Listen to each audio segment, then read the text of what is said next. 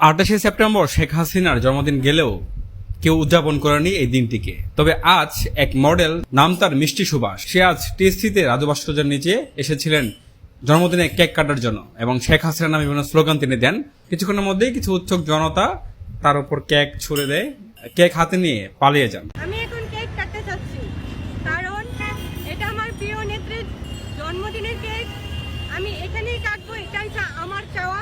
আমি এখন কেক কাটবো, সবাই আমার সাথে থাকেন, শুভ জন্মদিন বলবো সবাই একসাথে। Happy birthday to you. কেউ বলছেন না কেন? শুভ জন্মদিন, শুভ শুভ শুভ দিন,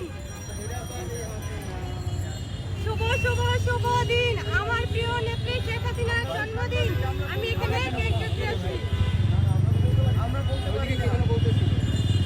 হ্যাঁ, আমি নিজেই বলি শুভ শুভ শুভ দিন, আমার নেত্রীর জন্মদিন।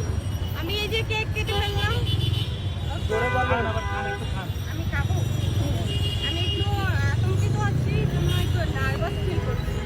আমি কখনোই নার্ভাস ফিল করি না, আজকের দিনে করছি, কারণ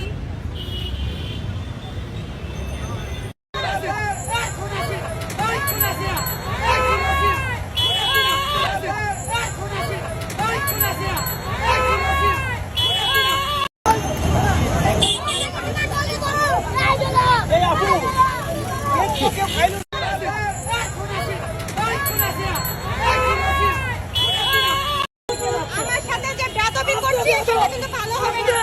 ভালো হবে না, কেক খেলবেন আমার নেত্রীর জন্য একটা বেশি অপমান আমি সহ্য করতে পারবো। এই যে আমার নেত্রী কেক আমাকে ছুড়ে মেরেছে, যারা আমার নেত্রীকে অসম্মান করেছিল, এইভাবেই অসম্মান করেছিল, যার যোগ্যতা নাই তারাই অসম্মান করেছিল। আজকে রাস্তা টুকায় এসে এরকম করছে, মানে তাদের কোনো যোগ্যতা নাই, তারাই আমাকে, আমার পায়ের কাছে আসার যোগ্যতা নাই, সে আমাকে অপমান করছে কেক দিয়ে।